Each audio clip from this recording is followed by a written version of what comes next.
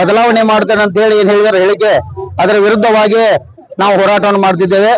ಅವರೇ ಪೈಲ ಸಂವಿಧಾನ ಚೇಂಜ್ ಮಾಡ್ತೇವೆ ಅಂತ ಹೇಳಿ ನಮ್ಮ ಮೇಲೆ ಆರೋಪವನ್ನು ಮಾಡಿ ಈಗ ತಾವೇ ಸಂವಿಧಾನವನ್ನು ಚೇಂಜ್ ಮಾಡ್ತೇನಂತೆ ಆ ಹೇಳಿಕೆ ಕೊಡ್ತಾ ಇದ್ದಾರೆ.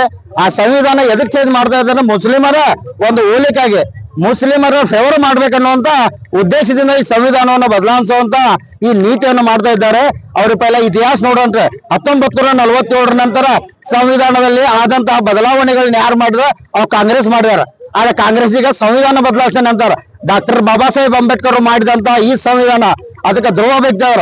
SC ST ಗಳ ಒಂದು ಫಂಡ್ ಅನ್ನು ದುರುಪಯೋಗ ಮಾಡ್ತಾ ಇದ್ದಾರೆ.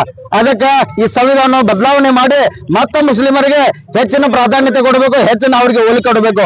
ಬಾಬಾ ಸಾಹೇಬ್ ಅಂಬೇಡ್ಕರ್ ಅವರು ಸಹ ಭಾರತ ವಿಭಜನೆ ಆಗಿತ್ತು. ಆ ಭಾರತ ವಿಭಜನೆ ಎದುರ ಮೇಗಾಗಿತ್ತು, ದೇಶದ ಧರ್ಮದ ಆಧಾರ ಮೇಲೆ ವಿಂಗಡಣೆ ಆಗಿತ್ತು.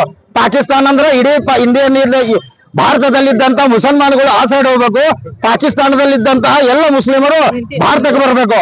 ಕಾರಣ ಹಿಂದೂಗಳು ಎಲ್ಲ ಇಲ್ಲಿಂದ ಅವಾಗನ ಇದು ವಿಭಜನೆ ಒಪ್ಕೋತೇನಂತ ಬಾಬಾ ಸಾಹೇಬ್ ಅಂಬೇಡ್ಕರ್ ಅವರು ಅಂತ ಹೇಳಿದಾರ. ಅದಕ್ಕ ಈ DK ಶಿವಕುಮಾರ್ ಹೇಳಿಕೆ ನೋಡಿದ್ರೆ ಸಂವಿಧಾನವನ್ನು ಬದಲಾವಣೆ ಮಾಡ್ತೇನಂತಾರ. ಆ ಸಂವಿಧಾನ ಬದಲಾವಣೆ ಕೇವಲ ಮುಸ್ಲಿಮರ ಹೋಲಿಕೆ ಮಾಡುವಂತ ಈ ಕಾರ್ಯ ಮಾಡ್ತಾ ಇದ್ದಾರೆ. ಹಿಂದೂಗಳ ವಿರೋಧ ಯಾವ್ದೇ ಇದ್ರ ಅದ ಕಾಂಗ್ರೆಸ್ ಸರ್ಕಾರ ಅಂತ ಹೇಳಕ್ ನಾ ಇಚ್ಛೆ ಪಡ್ತೇನೆ. ಬರುವಂತ ದಿವಸಕ್ಕ DK ಶಿವಕುಮಾರ್ ರಾಜೀನಾಮೆ ಕೊಡಬೇಕು. ಅವರ ಹಗಲ ಕನಸು